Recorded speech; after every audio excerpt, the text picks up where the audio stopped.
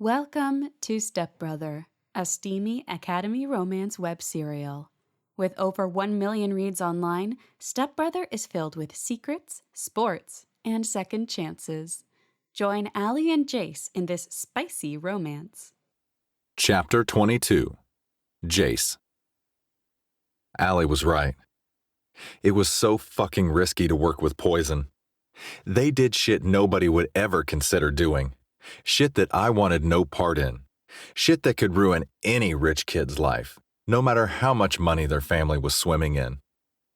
I had worked my ass off, both on and off the field, for years to be so good that college football teams vied over me. Football was my entire life. One of the only things I could do where I completely forgot all my problems.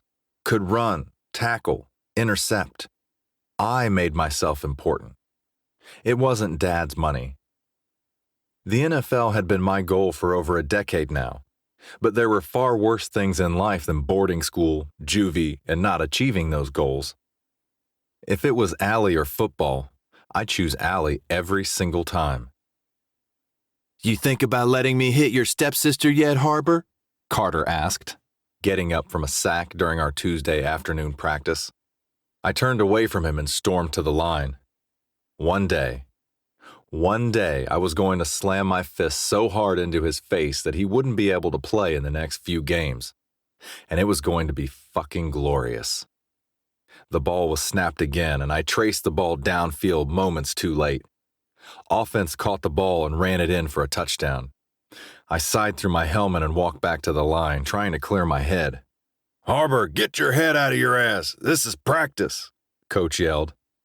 But all I could think about was how I was going to have to go behind Allie's back and pretend to be interested in Nicole again, just to keep Allie safe. My gaze flickered to Nicole on the sidelines, practicing her cheers with Redwood's sluttiest girls. The bleachers were empty today. Allie must have gone to Amani's house. If Allie found out about what I was doing, or even why I was doing it, she'd be in danger. Those cute schoolgirl skirts keep getting shorter and shorter, Carter said before he called for the ball to be snapped. The guys on the line laughed. Makes it hard to concentrate in math. You've been failing math since freshman year, Carter. Jamal spat at him from beside me, earning some O's from the line. Allie ain't the reason you can't get a passing grade in math, even when you flirt with Miss Dawson. Sticking up for your girl? Carter asked Jamal. You stick it in her ass yet? The center snapped the ball, and Carter scanned the field for an open receiver. I sprinted around the guys who were protecting him, pushing them out of the way, and knocked him over so hard that he doubled over to catch his breath. "Oh, come on," Carter said, standing up after a few moments. He held his arms out, gesturing to the rest of the team who was gathering by the line again. "I'm not the only one wondering how tight it is." Coach blew the whistle. "Practice is over, boys. Get your asses to the showers." I tore off my helmet and walked toward the locker room, not even waiting for Jamal. Every time Carter mentioned Jamal and Allie together, it made me hate him for it. He was supposed to be my best fucking friend, not the guy who moved in on my stepsister. Coach grasped my shoulder before I could get far. "What's going on with you, son?" Coach asked, crossing his arms over his chest.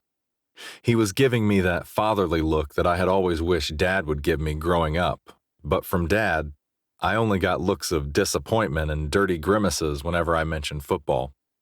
"Nothing," I said, wiping the sweat off my face with the bottom of my shirt. "Just problems with my dad." "Anything you want to talk about?" Coach asked. My gaze flickered from him to the kicked-up dirt below my feet. If I told him, he wouldn't believe me. Nobody fucking believed me.